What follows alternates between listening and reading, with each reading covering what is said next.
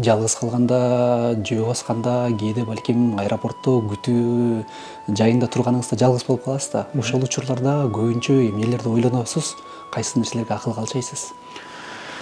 Мен ушул негизи эле мындай көп турмушта план коём да негизичи. Негедир ушу менде краткосрочный, долгосрочный деген ушул пландар көп болот. Ошол пландардын, убадалардын, айтылган нерселердин аткарылышын жөн отуруп калганда көп анализдейм.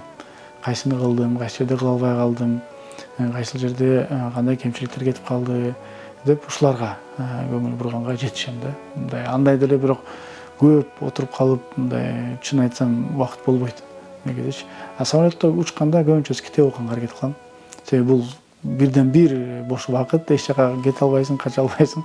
4 саат болсо 4 саат, 5 саат болсо 5 саат учасың, ошондо китеп окуганга аракет кылам. Анан мындай ошол багыттагы жумуштарды аткарганга болом да. Сүйлөмүңүздүн арасында китеп окуп калдым дедиңиз. Акыркы окуп жаткан бир чыгармаңызды айта кетсеңиз, анткени балким азыр жаңыдан сиздин интервьюңузду көрүп атканда мен дагы ошол китеп окуйм, бирок кайсыл багытта окуйм деп калгандарга бир кеңешиңизди айтсаңыз. Мен баягы орус мектепти бүтүп калганга байланыштуу көбүнчөсү орусча окуйм да. Мындай туура белгилеп коюш керек. Кыргызча албетте бул биздин эне тилибиз, муну биз эч качан жокко чыгара албайбыз. Ошол окуп аткан акыркы китептерим накопительный эффект деп коет. Бул турмушта өтө керектүү китептердин бири. Накопительныйдын бир эле нерсесин айтып коеюн. Мисалы, спорт жаатын айтып койсом, эгерде эле залга күндө же через день барган адамдын бир 2-3 жылда результаты башка болот, чем баягы барбаган адамдын да. Ошол сыяктуу эле күндө жок дегенде бир кичине китепти кичине окуп койсоң, же өзүңдүн билимиңди көбөйтүп койсоң, ошол накопительный эффект сыяктуу 2-3 жылдан кийин результаты такыр башка чыгат да. Ошол аябай жакшы китеп экен. Анан медленно думай, быстро решай деп коет. То есть наоборот, шашпай ойлон, бирок чечимди тез кабыл ал деген да бир жакшы китеп бар. Ошону азыр дагы окуп атам. Ошол акыркы ушул окуп бүтөйүн деп калдым. Ага чейинкисин накопительный эффектти окудум. Азыркы окуп атканым ошол китеп.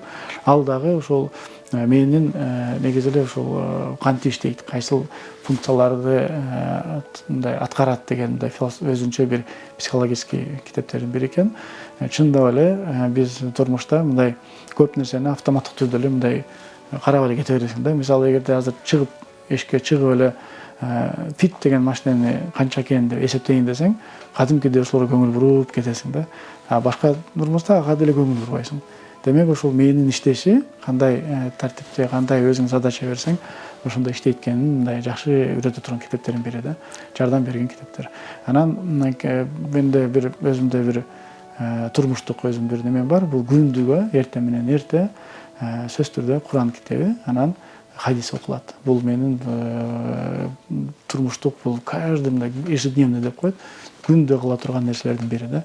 Ошо китептерди айта турган болсок.